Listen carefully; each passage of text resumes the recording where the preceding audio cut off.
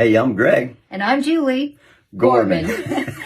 And we are the founders of Married for a Purpose, have been married for 23 years. Yeah, we live in South Florida, and we love practicing The art of spousing.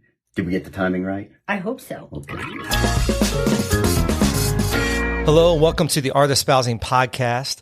Hey, we can't say it enough how thankful we are that you're taking time to listen to the show today. Thank you, Greg and Julie Gorman, for getting this episode started. You two are fantastic. Thank you for investing in marriages to bring clarity around purpose. If you don't know, Greg and Julie are the founders of Married for a Purpose, an international marriage ministry. Additionally, they are from my neck of the woods. Yes, they are. So my southern accent may be a little bit stronger this episode. Uh-oh, that could be danger. But yeah, Greg and Julie, we totally appreciate you guys and thank you for your investment in marriages and your investment in the friendship with us. We're so excited just to know you. Getting these videos from friends and listeners is just one of the ways that keeps this podcast real talk, real couples working at the everyday to make their marriage a masterpiece. Along with using the audio to open up an episode, we also post the videos to our Instagram and Facebook pages. So if you're listening and you want to be a part of the show, send us your marriage story in a short selfie style video on Instagram at Art of Spousing, or you can email it to us at hello@artofspousing.com. All you have to do is introduce yourself, tell us where you're from, how many years you've been married, and then share that you love practicing the art of spousing. We appreciate hearing from you. The feedback we're receiving on the podcast is insightful and provides valuable input. Learning from you will help us know how to offer content that will inspire and equip you in your relationship. The reason we are doing this podcast is because we really believe that marriage has the potential to be a masterpiece, revealing its unique designed purpose. A work of art just doesn't happen and appear, but it's intentionally crafted and shaped. So the goal with every episode is to give you tools to work on the everyday investment of your relationship that will help you not just survive your marriage, but thrive in marriage. So today's episode will be part one of 2 episodes dealing with 2 gaps in the marriage relationship that, if not intentionally examined and mindfully managed, will decrease the momentum of health and vibrancy of a relationship. As we've been intentional, James, in managing these gaps, we've decreased unnecessary tension and developed skills or techniques to shape our thousands of daily interactions to work for us, not against us. Correct. But before we get started, take a listen to something that we are excited about that may be helpful for you or someone you know. Are you looking for that one thing that will be the game changer for your marriage? We believe that all of us desire a marriage marked by deep connection, abundance, unity, and passion. But at times, it can feel like our relationship is stuck in the routine of the mundane. Intimacy can get crowded out by the pace and demands of everyday life. It's not uncommon to feel trapped by one's circumstances. Can you relate? If you want a greater connection with your spouse, if you are tired of feeling stuck in the same old, if you desire to feel the thrill of fun and discovery again, like you did when you first met, we can help. We support couples to reconnect, recharge, and re-engage to pursue their life purpose together. We offer the Marriage Reboot Retreat by Married for a Purpose. This is a private 2-day intensive experience for you and your spouse to work exclusively with Lisa and I for 2 consecutive full days to identify where you've been, define where you currently are, and discover where you want to go together. The Reboot Retreat is designed for a wide variety of marriages. Whether you're in crisis, a struggling marriage who needs a unified vision, or you just want to go from good to great, or maybe somewhere in between. If you would like to find out more about the Marriage Reboot Retreat, you can set up a discovery call with myself and James, and we can tell you all about it. The link is in the show notes, or you can direct message us on Instagram or Facebook at Art of Spousing, and we will send you a link to schedule a discovery call. So we took our first trip to London, England, maybe 15 years ago. It was an amazing experience, and I love everything about that city. Over the years, we've been blessed to be back several times, and it's always been a great experience. So if you've ever been or you ever get to go to London, there are a few things that you know or you will need to be aware of before you go. First, when you're crossing the street, it's not like here in the United States. You need to look first to the left instead of to the right. If you don't, there's a good chance it will end very badly. The second thing to know is that the quickest way to get around the city is through the tube or the underground trains. As the train's coming to the station, the doors open for people to exit and new passengers to board the train. Over the loudspeaker, you're going to hear the words, "Mind the gap." And you'll see that sign all over the walls. And basically what it's saying is that there's a gap in the opening between the platform and the train. And if you don't mind the gap, or if you're not aware of that gap, there is danger of tripping or falling. Just so you know, James, I've seen every single catastrophic thing to happen if you don't mind the gap. Like your leg got caught in there and the train took off, you're going to lose a leg. You saw all that? Well, in my mind's eye, I saw all the dangers of it. But anyway, you would have seen the dangers. So that's right. true. But I just want to give listeners, like, they can actually be very dangerous. Lots of other dangerous things that I'm not going to list right now. Okay. So in marriage, there are also two gaps that we need to mind. If we're not careful and we don't mind these gaps, they can cause tension, frustration, and even harm in a relationship. Yeah. As we prepare for this episode, there's a quote I'd like to mention attributed to psychologist and Holocaust survivor Viktor Frankl. It lays the groundwork for the first gap that we will be processing today. And it says this: between the stimulus, the event, and response, there is a space. In that space is our power to choose our response. In our response lies our growth and our freedom. So an event happens, and what happens before the response determines the result or outcome. The space between the event and response, in my case, is often less than a second. My mind and mouth often do not coordinate themselves well if I'm not intentional. So the way I can sometimes respond can be easy on me, James, more emotional. Okay. And catastrophic. Yeah. So I have to be mindful of that space. That gap. That gap, right. Yeah, you do have a propensity to catastrophize. Yes. Yes, you do. Loss of legs in the gap of the train in London, yes. So I think my response is often more withdrawn when it comes to responding specifically to people. However, when it comes to something that happens with a project I'm working on or anything inanimate, I can be quite explosive. So here's another way that the gap can be expressed. It's this simple equation that E plus R equals O, which states the event plus the response equals the outcome. So it's important to understand that an event can be anything from a thought or feeling, heavy traffic, a rude person, or even the weather condition. But basically, it's anything that's outside our control and outside our ability to change. A few examples of E plus R equals O could be, you're driving down the road, a car cuts you off. How do you respond? Do you get angry? Do you return the favor? Or do you move on? Obviously, each response will lead to a different outcome. Another illustration of this is maybe your boss gives you feedback that your work is not satisfactory. So do you get defensive? Do you leave for the day? Or do you take the feedback and attempt to use it to get better? Again, you can imagine the different outcomes. So one more, maybe in the marriage setting, you come home from work, the house is a mess, your kids are running around with their hair on fire, and your spouse is short with you in their greeting, maybe even a bit cold. So do you get defensive? Do you turn around and leave? Or do you jump in and help with the kids, dinner, etc.? Your response in that moment will determine the outcome of how the rest of the night may go. Again, an event or stimulus happens, you respond, and the way you respond determines the outcome. So the small gap between the event and the response is so important.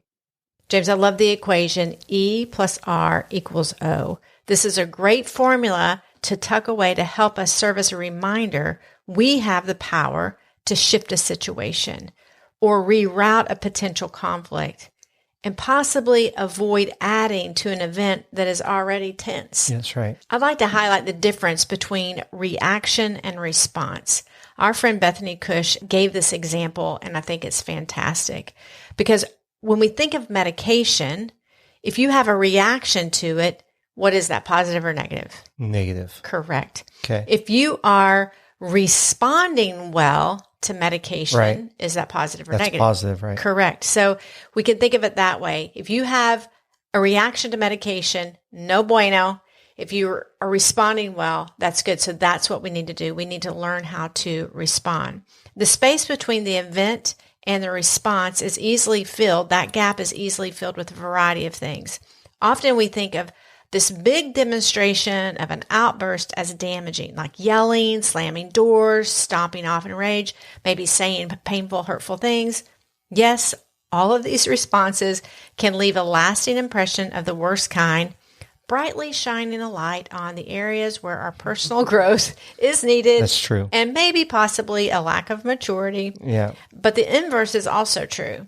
Pouting, rolling of eyes, verbal stabs of sarcasm, quiet withdrawals, all allow irritation to continue building and creating this bigger divide between couples and ultimately breaking down the ability to communicate effectively, unite in purpose, and really damages our ability to honor one another and see the good in each other. Yeah, that's really good, Lisa. I want to take a moment and unpack my favorite personal development tool, talking about maturity and growth. And I think this is a tool that works in our personal lives, but also marriage. If you've been listening to the Art of Espousing podcast for a while, you may have heard us reference this tool called the Know Yourself, Lead Yourself tool. And basically it says that we all have these tendencies. They come as a combination of nature, what's kind of wired into us, and then nurture, the environments and experiences that we have growing up. And our tendencies are what determine our actions. We have these tendencies and they lead to actions. And then when we act, every action has a consequence. So those consequences are going to be positive or negative. And then those consequences actually create our reality. They create the reality of the experience of how we live life, but also how people experience us. So when we understand that our tendencies lead to actions, actions have consequences, and those consequences determine the reality of how we live out our life and how others experience us, we can begin to act intentionally in that space between tendencies and actions. And really that's the gap. Because when you're triggered, you're going to naturally respond with your natural tendencies. But if you know those things, then you can move on and act intentionally in your response. I love it. I would love to give an example here because I already mentioned I have a tendency to be emotional. I know this about myself. You and I just had a conversation this morning. I was recapping something that caused me to be emotional last night. Right. As I was telling you about it, I actually gave myself overnight to talk to you about it. It wasn't related to you. It was a situation I had encountered. But when I started talking about it, I got emotional and then I started getting catastrophic. Right. So my response caused me to have an outcome that actually left us tense. Right. And me out of control. Right. Which wasn't a great outcome for our morning, how we needed to start our day. Right. Nor did it actually shape or affect the situation or the conversation that I had the night before. Basically, my response was non-productive and the outcome was negative. Right. So again, I know my tendencies are to be emotional. I have an opportunity to wrangle those in and have a different response so that I can start my day and your day in a different way. That would be glorious. Okay. So with that in mind, we want to give you 3 things to do in order to shape better outcomes. You know, I love giving the whole 3 points right up front. So that's what I'm about to do. Identify your tendencies, insert a pause, and implement an intention statement. So each of these will build upon one another. So James, why don't you get us started? Yeah. So I'll hit the first one, identifying your tendencies. Again, we just talked about this model, tendencies, actions, consequences, reality. So awareness is the key to change. So identifying and understanding how you are triggered in different situations will allow you to get a plan to respond intentionally. Specifically for this podcast about marriage, because we want to move from mundane to masterpiece, understanding those things about each other that trigger you. So me, Lisa, knowing the things that you say or you do or tendencies that you have that tend to get me triggered, if I can identify those things, then I can begin to see how I respond to those areas, moving from acting accidentally to intentionally. So I want to add there is that if I know things that trigger you, I'm going to actually be mindful of what I do that I don't trigger you. Right. So not only is your response important that you know your tendencies, but I should know your tendencies and be mindful that I'm not actually blowing a breaker on you and causing a big accident. So, right. Yeah. So identifying your tendencies is going to help you know how to avoid times of being triggered. So I know I have a tendency to get triggered when projects that I'm working on do not go as expected. So just know that in the Duvall home, it's probably not a good idea for me to do any kind of home improvement tasks. For the first few years of our marriage, my only tools actually were literally a hammer and a butter knife. True story. It's true. So I remember being out working on the car with my butter knife, it was bad. So just know I messed up all sorts of things. I know it sounds crazy, but I have a tendency to yell at myself when I make a mistake or a project doesn't work out the way it should.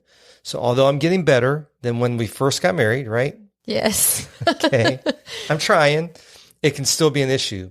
And I guess someday I may have the nerve to share the story of the floating shelf that I spent all day working on. Just know it didn't float. No, it did not. But since I know that's your tendency, I'm mindful. I'm mindful around house projects. You don't give them to me. I don't give them to you, but I also don't hire a handyman. I don't make a lot of comments about that. So all that to say, I've identified that tendency so I can determine to act intentionally to control my anger with myself. If I'm putting together something from IKEA, I know it's going to be frustrating. I'm aware of my tendency that there's going to be more parts than I know what to do with and don't understand the instructions. So I can control that tendency and act intentionally. In the same way, there may be things that your spouse does that triggers you. Your tendency is to react a certain way. And if you can identify those tendencies and the situations that trigger you, you can choose to act intentionally, which here in a few minutes, we're going to give you a simple tool that will help you with that.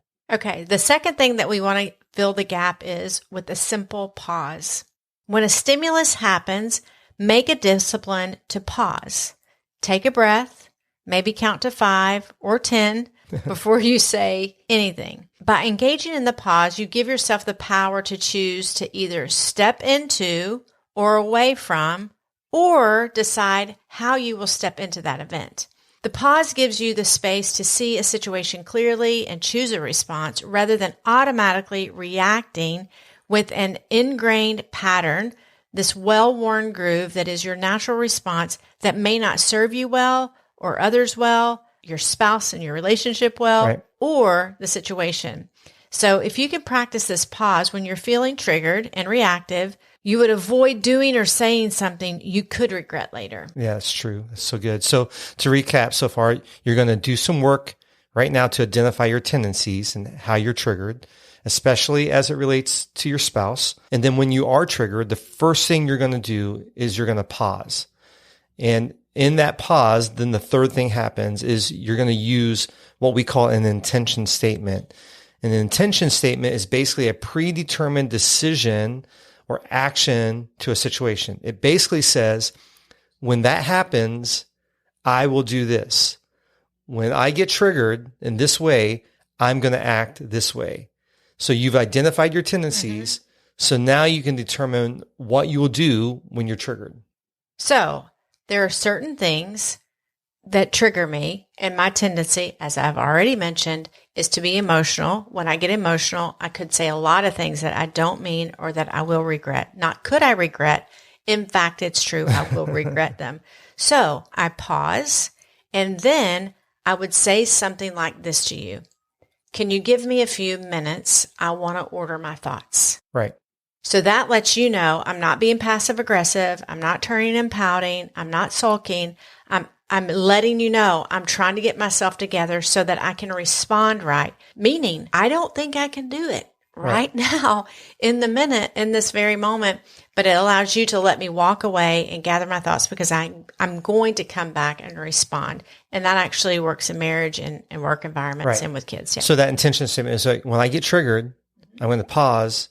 And my next action is ask me, I need a few minutes to order my thoughts. Yes. And you do respect that. Right. Which is part of that is part of it. Right. Yes. So in my situation where I get angry when I'm doing projects, maybe my intention statement would be, when I get frustrated because a project's not going well, I'm going to pause and I'm going to start singing Amazing Grace. That would sound beautiful because you have a great voice. But it'd be very odd, wouldn't it? That would be odd. But if I make whatever that is, if I make that intention and I stick to it, it's going to change the outcome of everybody in the house wondering if I've lost my mind. Right. That is fantastic and so true. And I can't wait to hear you sing Amazing Grace soon. So, well, I probably won't be doing house projects for a while. So to wrap this up, you know that on a regular basis, there are going to be events that happen in your marriage relationship that will trigger one or both of you and your spouse. When that happens, it's important to have a plan for what will go in the gap between the stimulus and the response. You have to mind the gap. And remember, the response is going to determine the outcome. So before the event happens, like ASAP, like when you're done listening to this podcast, sit down with a notepad and paper and start writing it down. You and your spouse should talk through the things in your relationship that can cause the worst tendencies in each of you to come out. Then you can make some pre-decisions on how you respond when a negative event happens. And then when a negative event does happen, remember to pause, give yourself a chance to act intentionally, which will lead to a more positive outcome. I love it. I love it. On the next episode, we're going to unpack another gap that we need to mind in our marriage relationship. Too many couples are measuring the success of their relationship the wrong way. We can't wait to share a better way to measure your marriage health. We would love to hear your thoughts and answer questions you have about what we shared today. You can email us at hello@artofspousing.com or direct message us on Instagram @artofspousing. Thanks again for listening. If you found this episode helpful, please let your friends know by sharing it with them. You can also help other people find the podcast by rating the podcast and leaving us a review. Have a great week, and we will see you next time on the Art of Spousing podcast. Until then, bye-bye. Bye-bye.